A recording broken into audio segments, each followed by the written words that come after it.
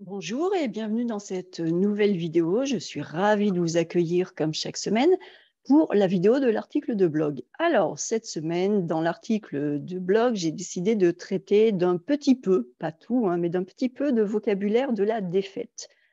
Alors, on y va, c'est parti. Intéressons-nous à ce vocabulaire de la défaite. Alors, pourquoi est-ce que j'ai décidé de vous parler de cela?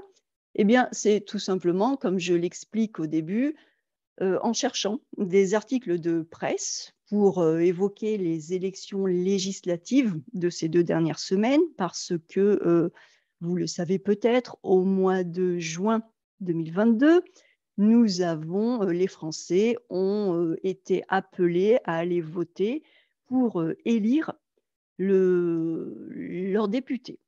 Et donc, je cherchais des articles sur ces élections pour mes étudiants et en lisant la presse, en regardant les médias, j'ai rencontré beaucoup de titres de journaux qui évoquaient la défaite ou la perte. Et donc j'ai trouvé que c'était intéressant et je me suis dit: «Tiens, je vais vous en parler du côté du vocabulaire». Alors donc, pour vous donner un petit peu de contexte, pour la petite histoire, comme je vous viens de le dire, les élections, les Français viennent de voter, ils viennent de voter pour élire leurs députés et donc cela s'appelle les élections législatives. Ce sont je vais y arriver. Ce sont des élections qui sont, très importantes parce qu'elles permettent aux Français justement de choisir leurs députés et ces députés, ce sont ceux qui vont siéger à l'Assemblée nationale et leur mission est une mission centrale dans la République française, dans la démocratie française, c'est la mission de voter les lois, entre autres. Mais une de leurs grosses missions, c'est ça, c'est de proposer des textes de loi, débattre et voter. Donc, ces élections législatives ont été des élections très, très importantes. Et là, ce qui s'est passé, c'est que pour la première fois depuis que le mandat du président de la République est passé au quinquennat, c'est-à-dire 5 ans, alors qu'avant c'était 7 ans, mais c'est passé à 5 ans, suite à une réforme proposée par Nicolas Sarkozy, donc ça fait pas très, très longtemps, hein. Donc pour la première fois depuis que le mandat du président est passé au quinquennat, depuis que le quinquennat est en place, eh bien, le parti du président Emmanuel Macron n'a pas réussi à remporter la majorité absolue à l'Assemblée.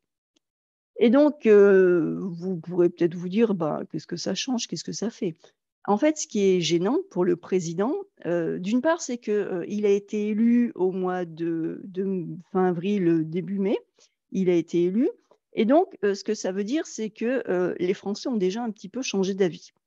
En ne donnant pas au président de la République la majorité de son propre parti, les Français sont en train de lui dire: «Oui, on vous a élu, mais bon, bah, non, on veut pas que vous gouverniez vraiment le pays». Donc c'est un petit peu un échec à ce niveau-là et puis, ce qui est encore plus gênant, c'est que pour un président fraîchement élu, ça veut dire que c'est tout nouveau, c'est tout frais, eh bien, cela signifie il devra négocier avec d'autres partis politiques afin de faire passer certaines lois, afin de faire basculer le vote. Et donc, du coup, c'est un petit peu plus compliqué. Qu'avant les 5 premières, à son premier mandat, les 5 premières années de son gouvernement, il avait la majorité absolue. Donc il pouvait faire passer des lois, faire voter des textes, c'était assez facile. Les députés étaient d'accord avec lui. Là, maintenant, comme il n'a pas la majorité absolue, il va devoir négocier. Donc, vous pensez bien que, les journaux et la presse et les médias en général ne se sont pas privés de commenter ce relatif échec et donc moi, en lisant ces journaux, en parcourant cette presse, j'ai vu beaucoup de vocabulaire et de tournures, le tout relatif à la défaite. La défaite qui est l'opposé de la victoire et donc j'ai décidé d'en parler parce que j'ai trouvé que c'était intéressant.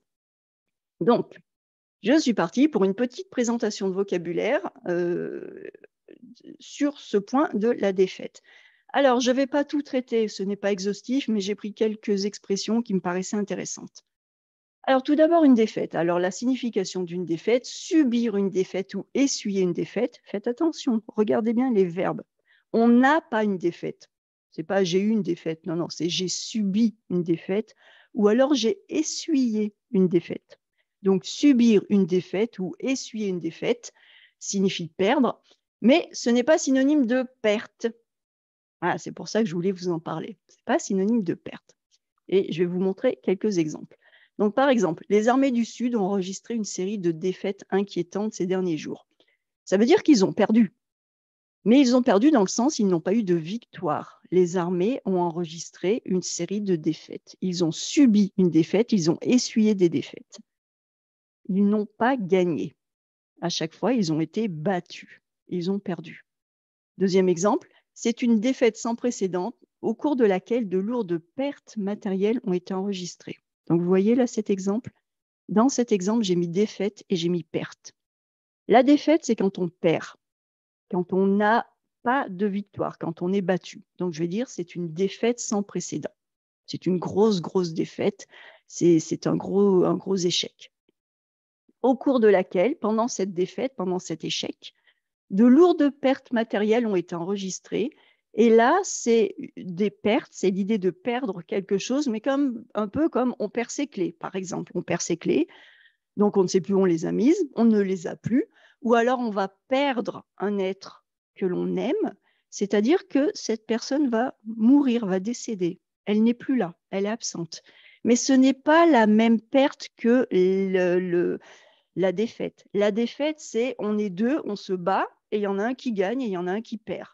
La perte, c'est vraiment quelque chose, on peut avoir une perte, et en face, il n'y a pas un gagnant. On va perdre des soldats, ils sont morts. On va perdre ses parents, ils sont décédés.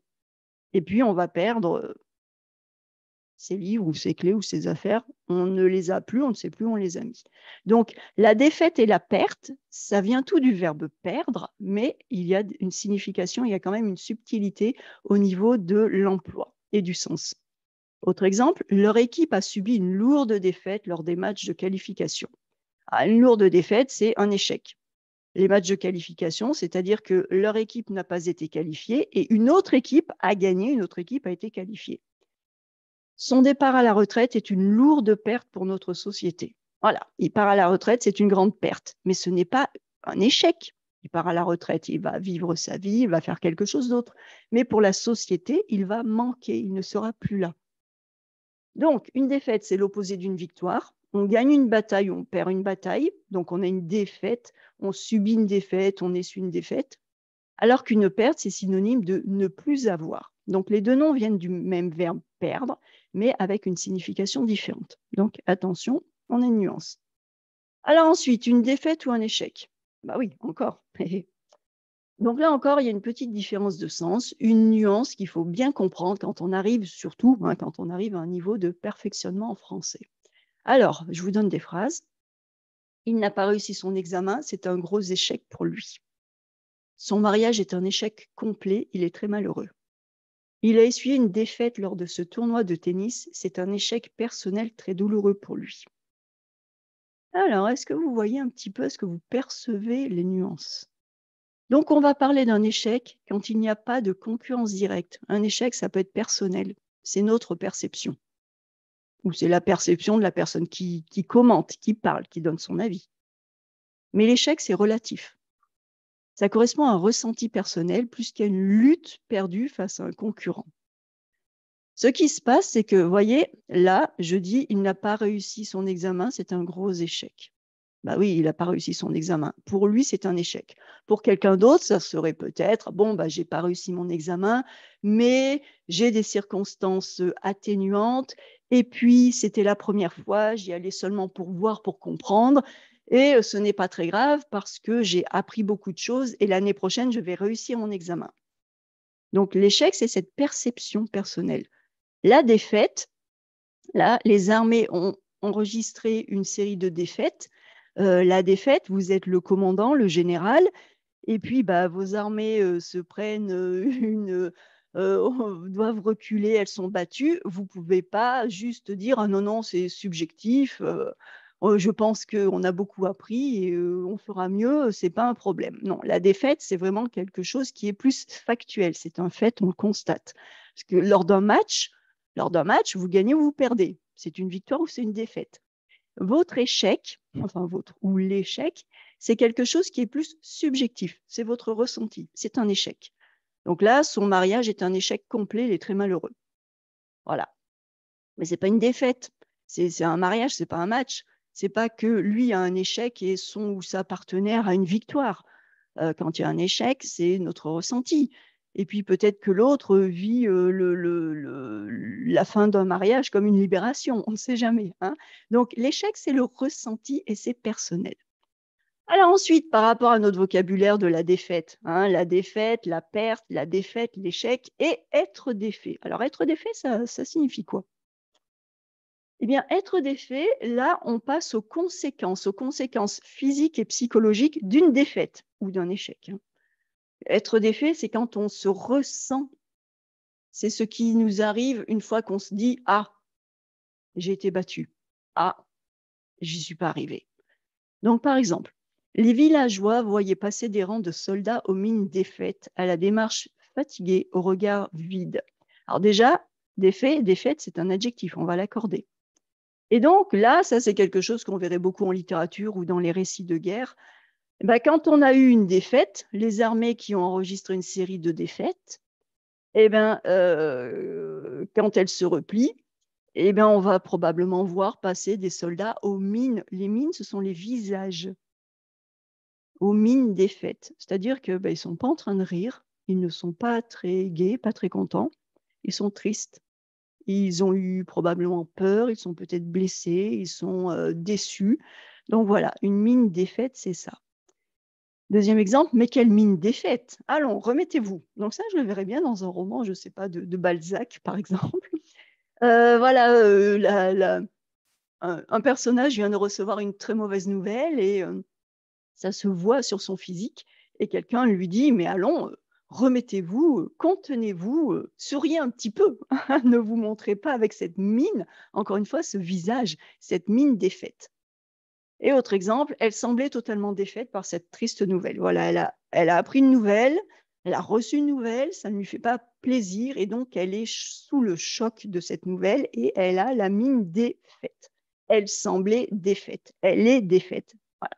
Donc être défait, c'est, la conséquence, hein, c'est ce que l'on peut voir sur quelqu'un de qui est marqué psychologiquement, physiquement par un échec, une mauvaise nouvelle ou, une défaite. D'accord? Donc voilà pour ce vocabulaire. Je voulais pas vous en donner plus pour aujourd'hui parce que, déjà si vous arrivez à bien percevoir la différence de signification entre la défaite et la perte, la défaite et l'échec et être défait, maîtriser ça, ce sera déjà très, très bien. Là, voilà pour ce qui est de ce vocabulaire. Comme je vous le dis très souvent, appropriez-vous ce vocabulaire, appropriez-vous ces exemples, essayez de changer un mot, changer 2 mots, jouez avec les tournures, mettez-les au passé, au futur, à la forme négative, à la forme interrogative, faites tout cela et vous verrez que cela vous aidera à bien mieux, comprendre tout ce vocabulaire. Donc voilà pour aujourd'hui, j'espère que ça vous aide à avancer, à progresser. Prenez quelques exemples, n'essayez pas de tout retenir, essayez de bien comprendre les distinctions, les nuances. Prenez quelques exemples, appropriez-vous ces exemples et puis, eh bien, jouez avec de façon à vraiment mémoriser les choses. Sur ces bonnes paroles, je vous laisse, je vous souhaite une excellente journée et je vous dis à très bientôt.